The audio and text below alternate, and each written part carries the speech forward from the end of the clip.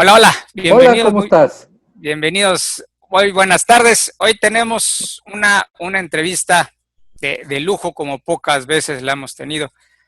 Hace unas semanas estaba la noticia que el futuro del petróleo estaba a menos $35, ¿no? Valía más el tambo que el petróleo, decían por ahí, que no es muy exacto, pero resulta que las empresas tenían que pagar para que alguien se llevara su petróleo. Y este vaivén en los precios y esto nos afecta económicamente, nos afecta, aunque no lo queramos, nos afecta a todos en nuestro bolsillo directamente. Y empecé a investigar hasta que encontré un libro que se llama Oro Negro, que es este, muy buen libro, y habla sobre la historia del petróleo, pero en todos vaya, desde el principio, vamos a decir, desde el cómo se utilizaba en la antigüedad hasta prácticamente hoy en día. Y hoy tenemos al escritor, al autor de este libro, que es un gusto tenerlo aquí, al ingeniero Carlos Fernando González. Ingeniero, ¿cómo estás? Muy buenas Bien, tardes. bien, Arturo, muy amable. Muchas gracias por la invitación. Me encantó el libro. Se me Qué hizo bueno. un libro, tiene todo, ¿no? Es un libro con muchísima información, puede ser un libro de consulta, y es un libro entretenido al mismo tiempo, cosa que no es fácil de conseguir. Cuéntame un poco, bueno, primero cuéntame un poco de ti, ¿no? O sea, para que la gente sepa con, con qué cartas o con qué experiencia escribiste esto y nos das tu opinión sobre todo la industria. Bueno, mira, es- soy ingeniero petrolero con maestría en ingeniería petrolera, ambas obtenidas en la Universidad Nacional Autónoma de México. En mis primeros andanzas, trabajé en Petróleos Mexicanos, eh, 32 años. Empecé como pasante de ingeniería y fui aumentando diferentes cargos hasta que me jubilé como subdirector de la región norte de Pemex Exploración Producción, región que abarca desde la frontera con los Estados Unidos hasta la cuenca de Papaloapan y de costa a costa. Entonces sí es un área bastante grandecita y en aquellos años pues, teníamos alrededor de entre 12 y 13 mil empleados, ¿no? Ok. ¿Cuántos años estuviste en la industria petrolera? Bueno, en los primeros 32 años estuve en Pemex. Me Ok, invitaron amablemente a retirarme ok. por razones de salud, la de ellos, no mía. Y de ahí, después de un año sabático, me llamaron algunas compañías y estuve trabajando como representante primero de una empresa que se llama Wave Energy. Posteriormente me hice socio con un despacho de Ernesto Marcos, Yacomán, y de ahí salió el volverme gerente y representante de una empresa que se llama Neighbors Drilling, con la que estuvimos reparando con contratos para Pemex los pozos tanto en Ciudad del Carmen como en Tampico, pozos marinos en plataformas. Ok, Estuve varios años hasta que me retiré por un problema, ahora sí, de salud. ahora sí. Y ya pensaba yo que ya debía yo estarme quieto, pero nuevamente me sonaron las campanitas por ahí y me fui como lo que le llaman country manager, o sea, gerente general de una empresa Bueno, que fabrica y vende empacadores especiales para los pozos. ok, Entonces, ahí estuve un par de años hasta que me aburrí de las formas de trabajar de mis excompañeros y ahí colgué los tenis, digamos, de la práctica porque pues, ya eran demasiados años de andar para arriba y para abajo en las trincheras. Y, y poco después me dediqué a dar cursos durante varios años y un poco el origen de este libro inició con esos cursos porque me pidieron hacer los libros de texto para cursos de ingeniería petrolera para no petroleros. Ok. Y de ahí me nació la idea de trabajar un poco más en la parte histórica que siempre me llamó mucho la atención. No solamente en la petrolera en general, pero pues en particular esto que es lo que traigo la camiseta puesta, ¿no? Sí, sí, tienes experiencia toda una vida y desde todos los ángulos además, ¿no? No desde un solo punto de vista, sino de por todos lados. Así es, incluyendo la docencia. Sí, ok, buenísimo. ¿Cuántos? Porque vaya, esto no es trabajo de 6 meses, ¿no? O sea, No, recopilar esta cantidad de información y verificar y ¿cuánto tiempo tomó escribir un libro como este? bien, como te comentaba yo, los primeros intentos donde toqué estos temas fue con los libros para los cursos que fueron editados por la Asociación de Ingenieros Petroleros de México, la IPM. Si tomo en cuenta ese antecedente, yo te estoy hablando que son alrededor de 10 años. Sí, claro. Sí, por supuesto. ¿Sí? Ahora, ya el libro en particular fue un año dedicado prácticamente a tiempo completo. A escribirlo, pero la recopilación fueron 10 años. Sí. Sí, claro. Sí, se nota leerlo, ¿eh? Te digo, decía yo al principio, es un libro bien escrito, porque es un libro de consulta, trae muchísimos datos duros, ¿no? Como fechas y números, pero es un libro entretenido de leer, ¿no? O sea, en una sentada se puede ir muy fácil. Ahora, cuéntame por qué de historia y no de tecnología, por qué no siendo ingeniero, por qué no de técnicas de perforado, por qué no de brocas, por qué no de estructura. Bueno, la razón es muy sencilla. A mis 80 años como ingeniero soy muy buen arquitecto. Es decir, estoy muy obsoleto en la parte tecnológica. Te puedo platicar lo que quiera de las bases, que esas no han cambiado. Lo que dicen los libritos, ahí está. Pero todas las herramientas, tanto de computación como físicas, electrónicas, mecatrónicas, etcétera, pues ha cambiado radicalmente. Y ahí obviamente pues soy un analfabeta. Okay. Sin embargo, en la parte histórica me llamó mucho la atención, sobre todo por la falta tan grande de cultura petrolera que hay, no solo en nuestro país, sino en general, porque hay muchos mitos alrededor de esto. Y entonces, y como se ha metido la política en medio, pues está peor. Entonces, sí, de ahí quise darle un poco más de luz a quien tuviera interés en estos temas, ¿no? Ok, y ahorita vamos a hablar de cómo se ha metido la política en todo esto, porque el libro empieza desde la antigüedad, desde 800 años antes de Cristo, creo que es la primera fecha que vi 3000. por ahí. 3000. 3000, sí. La pasé, ¿no? Y cómo se utilizaba como pues, para cuestiones terapéuticas, se utilizaba para como impermeabilizante, lo usaban para construir, para calafatear barcos, como arma, ¿no? Sí, es correcto. Para todo, pero se empezó a usar ya más en forma en la era industrial. Sí, a partir de finales de 1800, ¿no? Sí, en el siglo XIX. Un dato que me llamó muchísimo la atención fue que en esta época empiezan a salir las grandes empresas, ¿no? Como la Standard Oil de sí, Rockefeller. Exactamente. Y ahí cuentas en el libro cómo cuando finalmente logran fragmentarla porque violaba la ley de antimonopolios, todas esas empresas en las que la fragmentaron finalmente son buena parte de las empresas que hoy en día todavía existen. Exacto, exacto, sí, ya ahí empiezas a ver que pues la fragmentación fue virtual porque nunca se realizó en forma real. Cada quien jaló por su lado, pero todos tenían la misma cabeza. Sí.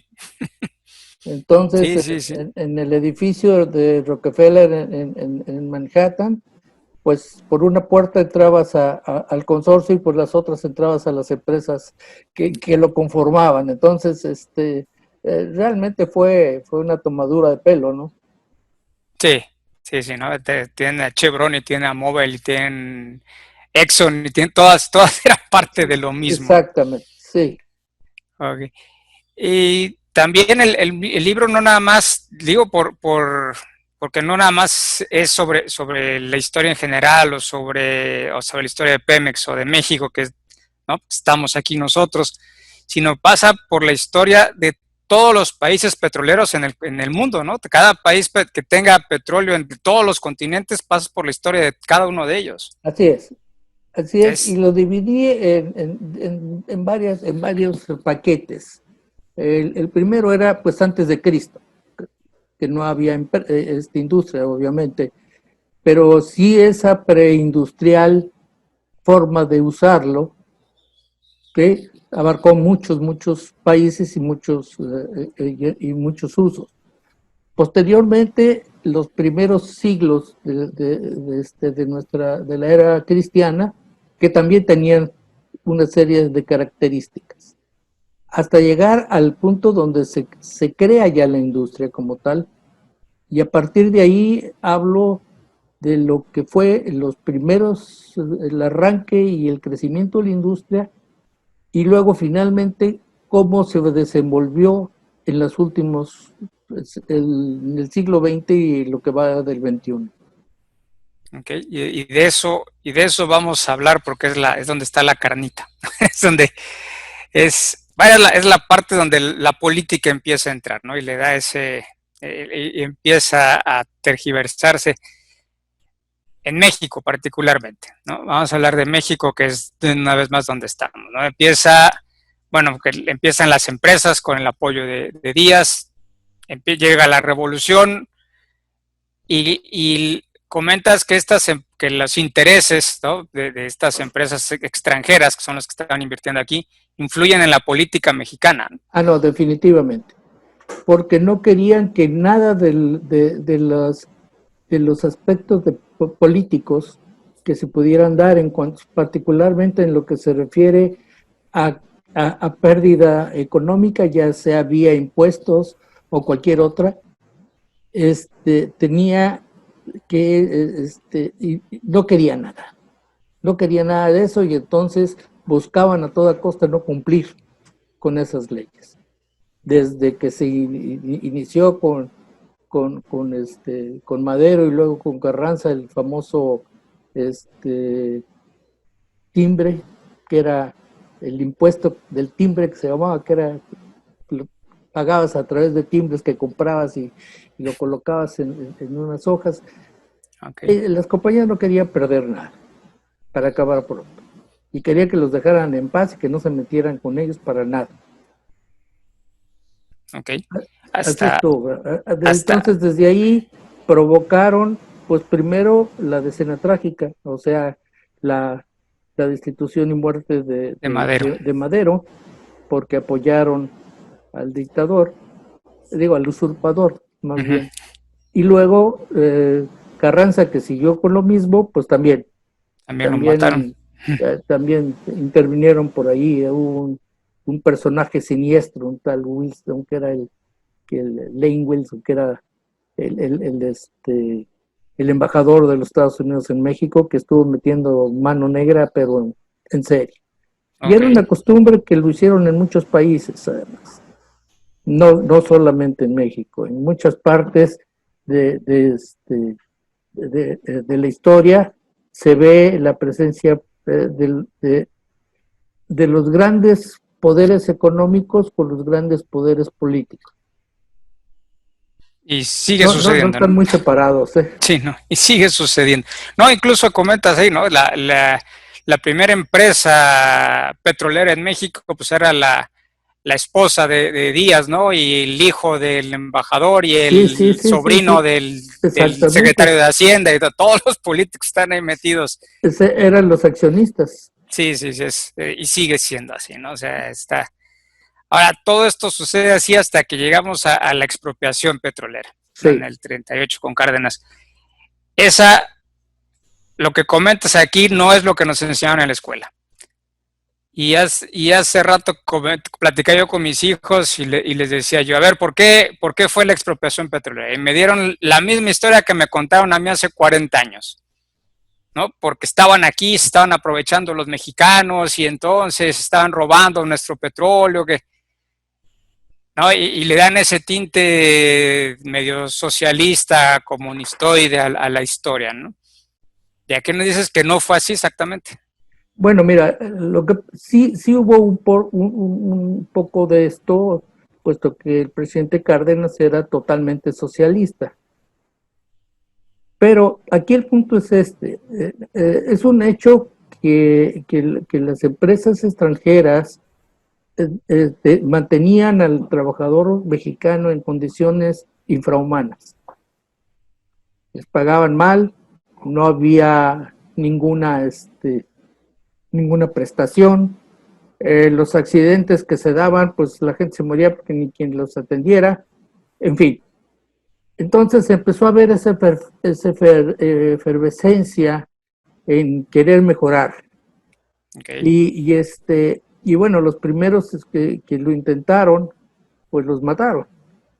Okay. Y se apoyaron mucho en el gremio ferrocarrilero, que ya tenía una historia de unión de trabajo, y intentaron crear un contrato colectivo único.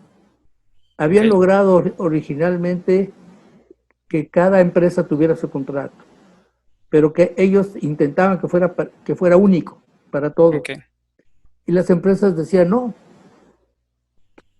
Un inglés decía, yo por qué tengo que darle lo mismo que los gringos, pues, y los gringos decían, y yo por qué con los holandeses.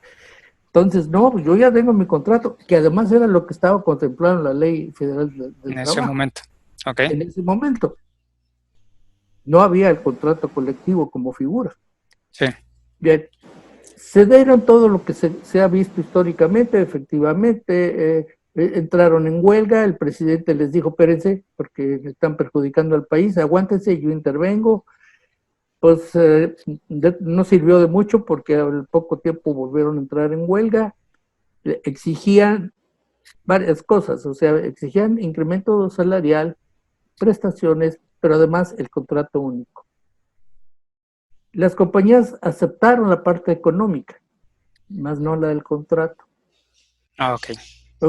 Y entonces, estando en esto, y todo lo que se ha hablado sobre las reuniones en Palacio y demás, se rompen las relaciones obrero-patronales. A partir de ahí, deja de existir el concepto empresa. Porque ya no había no había trabajadores ya para no había trabajadores y entonces sí, se paralizaba automáticamente la industria petrolera y con ella se paralizaba el país. Okay. Entonces lo que hizo Cárdenas fue quitarles a las compañías las concesiones, los fierros y todo lo que había arriba, porque lo de abajo nunca fue de ellos. Y eso es algo que quede muy claro, el petróleo nunca dejó de ser de México. Okay. Legalmente el petróleo desde entonces y hasta ahorita sigue siendo de la nación. Siempre fue. O sea, y lo sigue fue siendo. Okay. Incluyendo, sí. Inclusive, déjame decirte una cosa, Pemex paga por extraerlo. Okay. Uno de los impuestos que paga Pemex es el de extracción, porque no es de él. Okay, es del Estado. Es del Estado. Okay. Y siempre fue del Estado. Así, lo que Cárdenas tomó fueron los fierros. Los fierros. Sí, que además estaban en las peores condiciones, porque ya las compañías tenían puestos los ojos en Venezuela, donde tenían todas las facilidades, y aquí ya no les interesaba tanto, porque además ya habían sacado casi todo lo que podían. Okay.